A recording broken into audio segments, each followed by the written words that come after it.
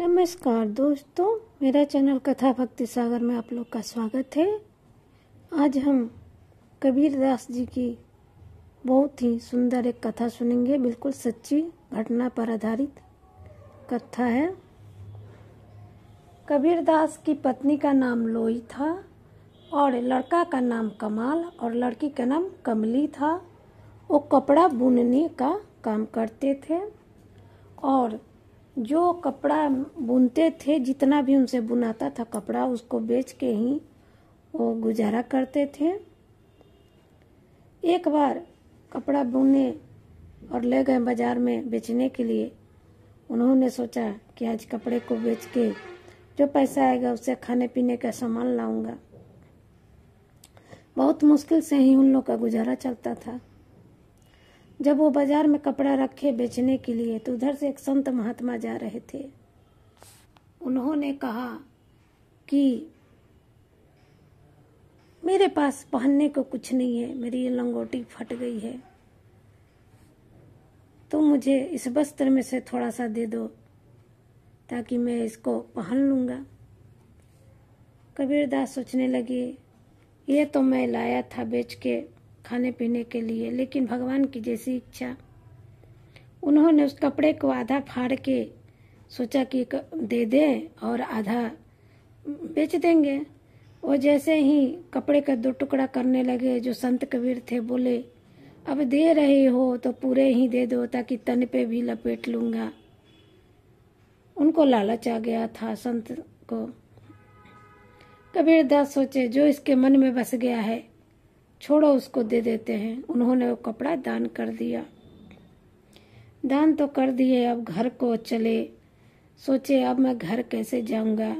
लड़का पूछेगा कि कुछ लाए खाने के लिए, पत्नी पूछेगी, लड़की पूछेगी, लेकिन मेरे पास तो कुछ नहीं है। डर के मारे वो पास के एक जंगल में चले गए और पेड़ के नीचे बैठ के सीताराम सीताराम जय श्री राम अपना जपने लगे। वैसे जपते जपते उनको 4 दिन निकल गया। इधर उनके अंदर इतना सच्चाई था, वो जैसे जैसे प्रभु को याद कर रहे थे। प्रभु खुद व्यापारी का रूप धारण करके कबीर दास जी के घर बैलगाड़ी पर दाल चावल आटा घी गुड़ सब भर के ले आए। बोले उनकी पत्नी से, कबीर दास की पत्नी से, कि ये सारा चीज कबीर दास ने भेजा है। उनका कपड़ा बहुत महंगा बिचा था, जिसके बदले यह सारा सामान आया है। उनकी पत्नी चिढ़ा गई, एकदम आश्चर्यचकित हो गई कि इतना सारा सामान कपड़े के बदले, थोड़ा सा ही तो कपड़ा था। प्रभु बोले कि हाँ, इतना ही सामान आया है, क्योंकि वो प्रभु ही थे जो संत बन के कबीर दास की परीक्षा लेने गए थे बाजार में कि ये क्या करते हैं, दान करते हैं कपड़े की नहीं।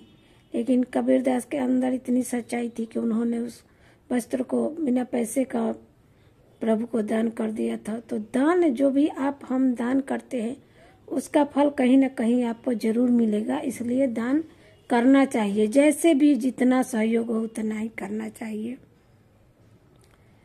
प्रभु श्री राम तो उनके घर अनाज देके चल गए, उनका परिवार अपना मस्ती से रहने लगा। इधर कबीर दास जी के 4 दिन हो गए जंगल में रहते रहते। 4 दिन के बाद उन्होंने सोचा, चलिए चलते हैं घर, देखते हैं घर का क्या हाल है। जब वो घर आए तो देख रहे हैं कि पत्नी मजे में है, लड़का बच्चे सब मजे में है, खा रहे हैं पी रहे हैं।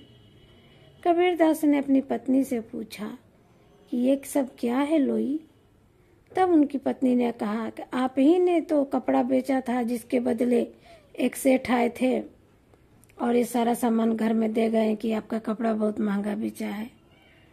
अब कबीर दास समझ गए कि वो तो प्रभु ही आए थे। उन्होंने हाथ जोड़ के प्रभु को याद किया। बोला, प्रभु आपको इतना कष्ट करना पड़ा कि मेरे घर आप सामान पहुंचाने आ गए।